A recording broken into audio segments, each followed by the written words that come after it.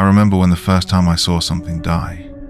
A squealing hare, limbs twitching, eyes wide ripped apart by whippets in the village green of Norfolk. I was only 6 years old, boy. I couldn't scream, couldn't move, couldn't do anything to help the creature. Just watched the group of men cheer as fresh blood soaked the hedgerows. That moment rewired something in me. Since then, I've spent my life pushing back against the cruelty of blood sports. Anything from badger baiting, stag coursing, and, of course, illegal fox hunting. Now I was behind the wheel of a rusted van, rattling down narrowing country lanes, the kind that twisted like veins through ancient woodland. GPS had given up 10 miles back. The trees grew taller here, ash, yew, and hazel, forming arches overhead that blocked out the late autumn light.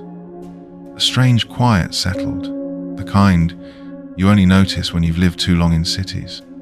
In the back were the crew, Sophie sharp-tongued, fierce-eyed.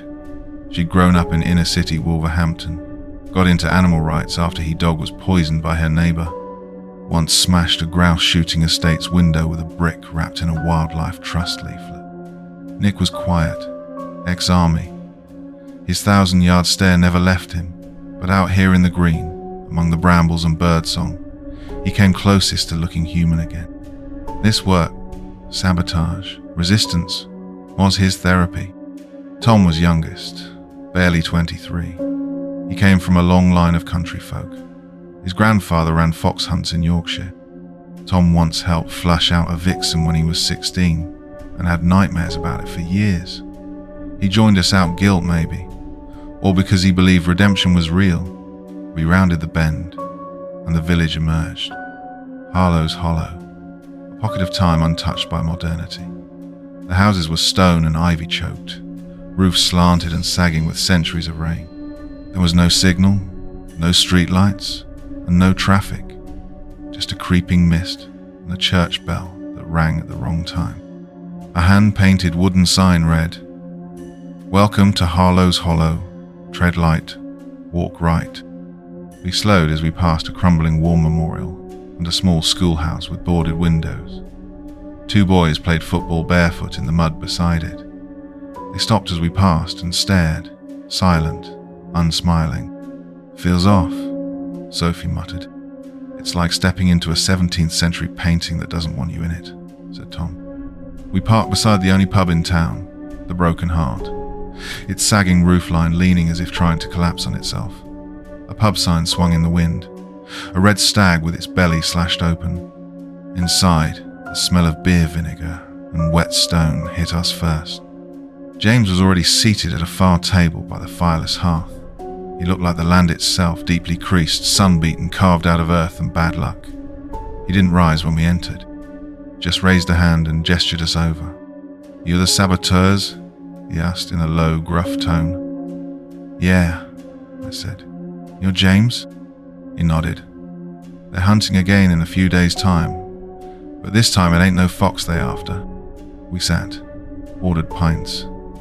The barmaid said nothing, eyes flicking to our boots, our gear. The man at the bar was carving something into the wood with a penknife. A fox? A man? It was hard to tell. Nobody smiled. Nobody spoke. Above the hearth hung a tattered watercolor painting. At first glance, a standard fox hunt. Riders, dogs, the blur of red coats. But when you looked closer, the figure being hunted didn't look vulpine though, more humanoid.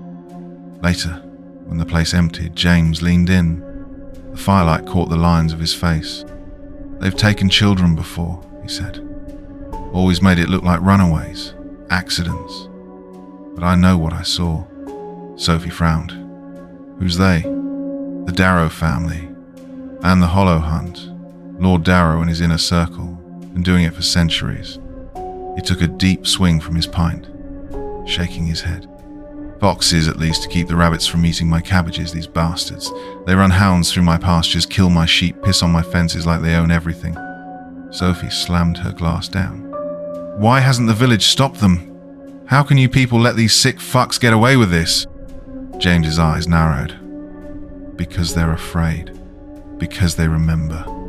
Then they told us the folktale, passed down in dark corners and unfinished verses. The word was once a man, or something like it. Keeper of balance between man and beast. When men pushed deeper into the wolds, clearing, killing, claiming, the forest struck back, until the Darrows made a pact. Give the word a child. Let him be raised wild, become a part of the woods, and then hunt him. A ritual sacrifice. To show the forest man still had dominion. Each successful hunt won them another generation of safety, harvests, and control.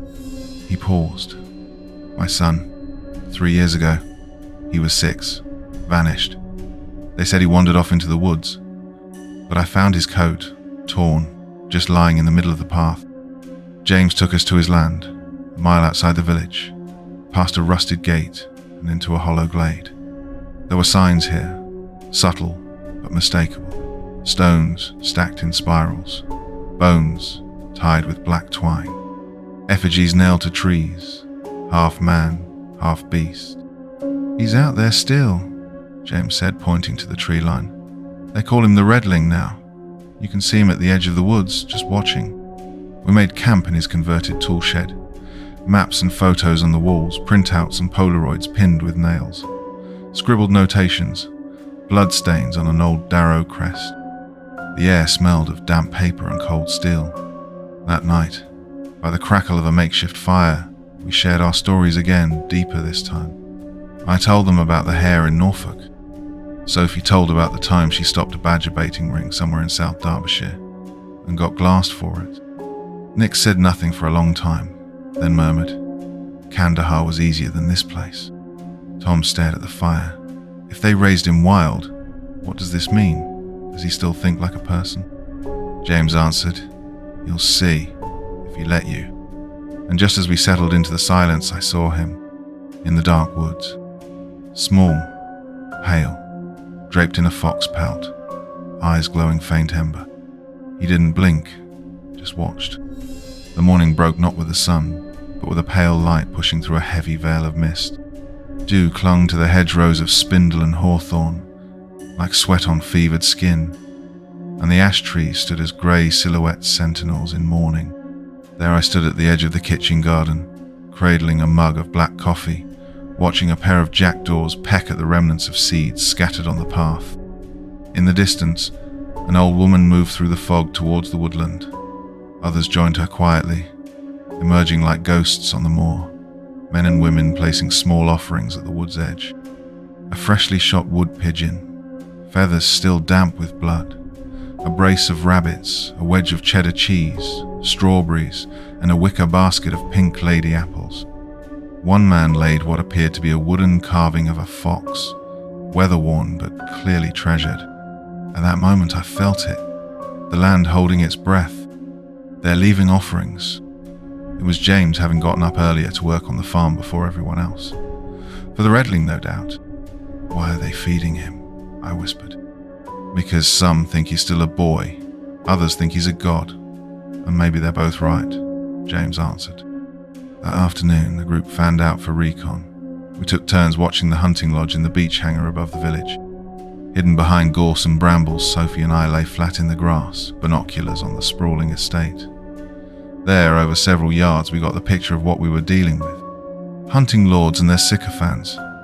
A string quartet playing Waltz of the Flowers, champagne flutes in one hand, riding crops in the other. A bonfire crackled on in the centre of the Fay Champêtre. The servants wondered, offering hors d'oeuvre. The fact these people were enjoying themselves at this meet, likely anticipating the idea of a human child being torn to shreds for some twisted ritual, sickened me to the stomach.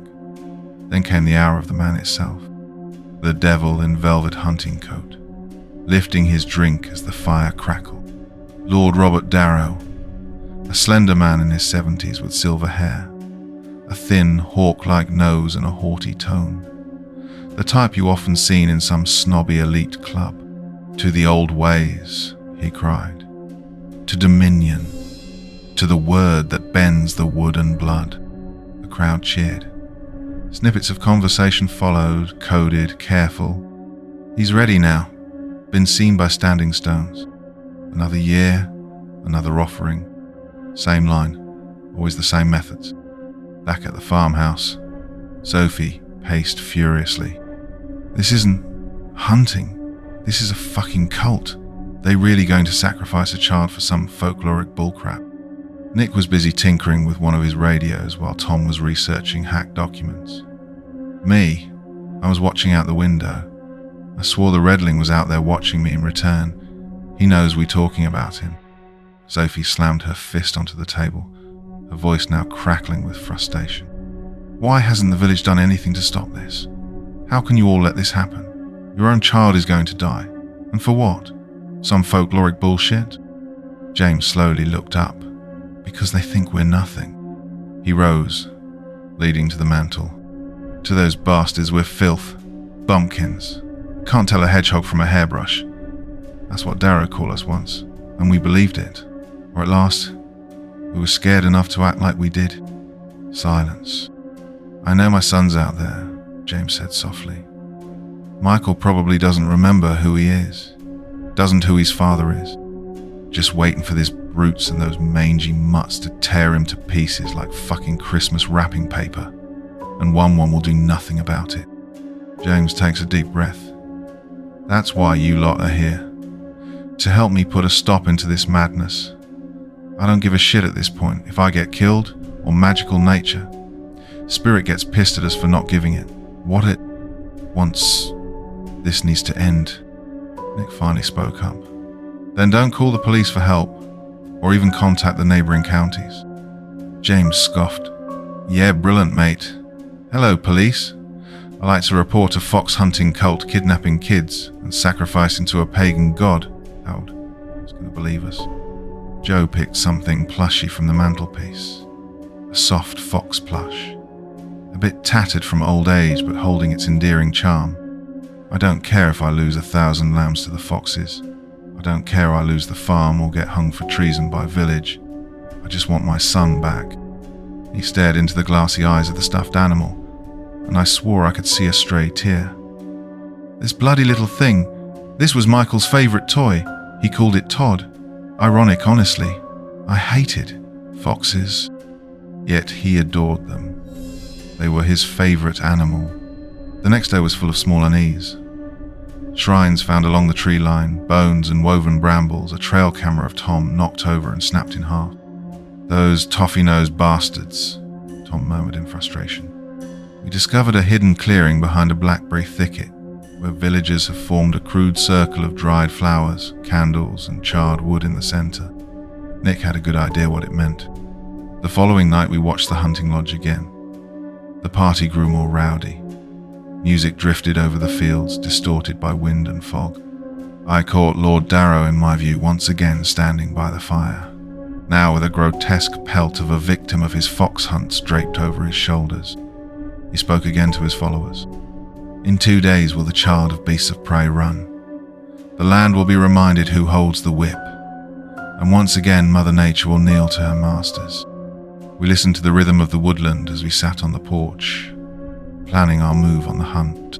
James joined with Todd, cradled in his arms like a newborn baby. We need to act first, James sat directly. This isn't just Michael or bloody foxes anymore, but many children to come before us. The autumn fog thickened like porridge, curling around the farmhouse like smoke. I couldn't sleep that night. I came to this village to help put an end to fox hunting, only to dragged into a conspiracy. Once I finally succumbed to fatigue, I dreamt of running through the eaves, an underbrush with roots like bare knotted fists. Behind me a pack of hellish dogs with red eyes and frothing maws snapping at my heels. Ahead, the Redling at the edge of the woods, staring at me with bright amber eyes and whisper, "Would you bleed to stop them?" I snapped out of my nightmare, only to see a fox staring out of my window. Once it noticed I was awake, the beast trotted back into the thickets. What does this all mean? The first sound was a bird, a male black bird trilling from the hedgerows. His voice was brittle, glass bright against the dull hush of the early morning, soon joined by the squeals and grunts of James' neighbour's panage pigs set loose echo among the acorn-rich underbrush. On I sat by the window, tea cooling in his hands. He hadn't slept much that night. None of us had. The night had been thick with half-seen shapes, the woods creaking like old bones, somewhere past midnight, even the local barn owl had fallen silent. Then came the robin and its autumn song. It perched on the windowsill, puffed red breast, bright the grey, head cocked as though listening. James noticed it at first. "That's a sign," he muttered. "Old folk say robins carry messages from the dead, from the spirit world." The little bird let out a single note, sharp and strange, then flew off toward the edge of the trees. "Well, I think Mr. Redbreast wants us to follow him," Sophie said, already grabbing her coat. "I know we're not to ignore a guide when one shows up." No one questioned her. In Harlow's Hollow, too many things weren't coincidence. We followed the robin deep in the woods, fluttering to branch, sometimes waiting patiently for us to keep up, past the place where the offerings had been left the day before. Many are now gone, or slowly decaying from the elements. As we tread, we could hear pheasants clattering through the underbrush. A hedgehog, perhaps returning home from a late night of hunting, waddled across our path. The stillness was shattered by a sudden rustle, and there he was. Michael, the redling, the young boy half shrouded in the morning mist near an ancient yew, a shape out of time. He wore the same fox pelt draped over his shoulders, matted with burrs and dried leaves. His eyes, humans, yet no, met mine without fear. Sophie stepped forward slowly, crouched low. "Hey there, sweetheart. It's okay." The boy's head tilted. Then, with an uncanny quickness, he dropped to all fours and bolted. But not away. He circled them.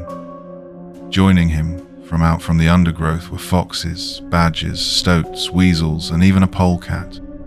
Low and silent, like a predator testing a herd. Nick whispered, "He's not just a kid anymore." "No," said James, voice raw. "He's been out in the woods for far too long, and those monsters made him into this." His knuckles whitened. "My son, that's my bloody boy." A stunned silence followed. The air grew colder. Rooks cawed overhead. The forest was listening. James stepped forward slowly, voice shaking like old timber. "Michael, son, it's me, your father." The boy flinched.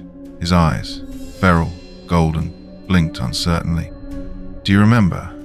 Your name is Michael Corbin. You lived on a farm with me. You used to love reading Rupert Bear, playing football with your mates, and you loved foxes. Even I didn't. You have a little fox named Todd back home. You wouldn't sleep without him. He misses you." The redling tilted his head. A breath caught in his throat, but he said nothing. "I looked for you," James whispered. "I never stopped. I'm sorry I let those horrible people take you." The redling tilted his head at James. A rather protective sow badger snarled at the sheep farmer to keep away from the redling. "I couldn't believe what I saw." Michael calmed her by a quick kecker. "Incredible," Nick whispered. "Your son is a real-life Mowgli now." "Yeah, bloody hell, son," James muttered. But before we could move closer, a crack rang through the air.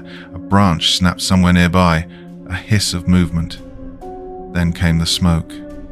Michael's animals scattered into the undergrowth. A veil of oily vapor moved closer. A track rang through the air.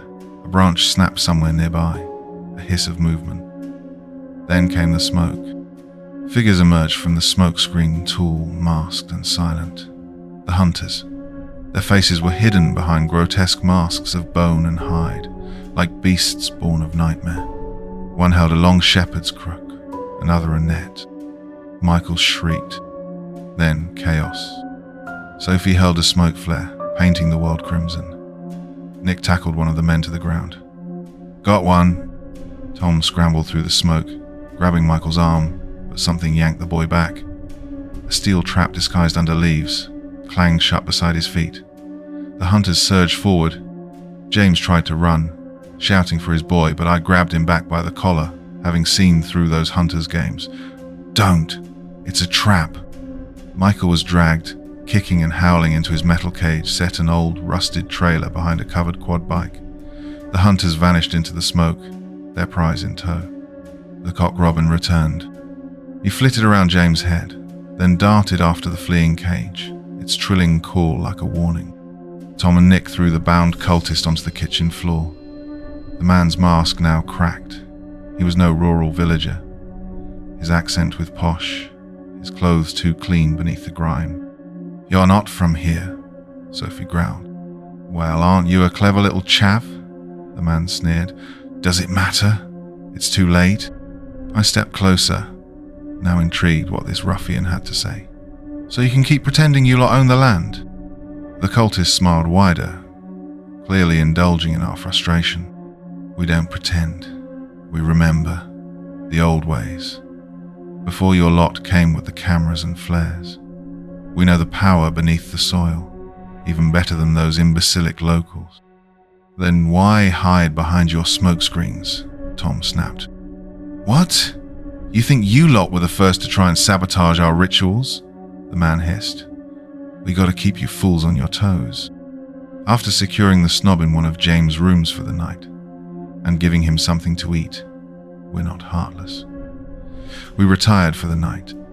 Tom, Nick, and Sophie, battered and exhausted, were the first to hit the sack, leaving me alone with poor James. Poor bloke, having to reunite with his son, only to be stripped by him once again. They really going to do it. The ritual. My son, the hunt's legacy, but not this time. I don't care if the wild swallows my farmstead whole. I don't care if wolves magically appear from the other world. I'm getting my son back, or I'll die trying. From the woods came a sharp bark of a fox, and then silence. I jolted awake just past midnight, realizing I dozed off in my chair. The dying embers of the fireplace now smoldered. The wind had stopped. The cock robin sat perched on the back of my chair, watching me with its jet black eyes. Then, from the woods, came a sound unlike any I'd heard before. A scream, half human, half animal. Michael, being changed, and soon the hunt will begin.